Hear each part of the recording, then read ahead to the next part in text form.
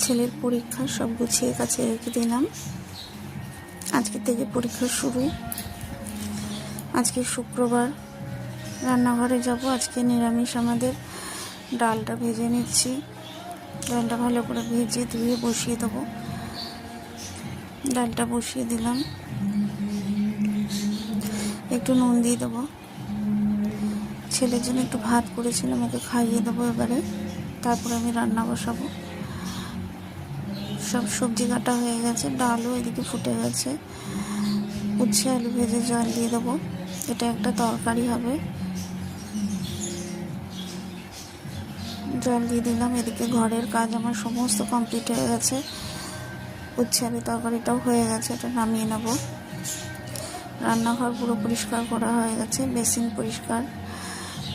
আজকে রান্না হচ্ছে ভাত, ডাল, পেঁপে আলুর তরকারি, উচ্ছের তরকারি, আলু আর অল্প বরবটি ভাজি।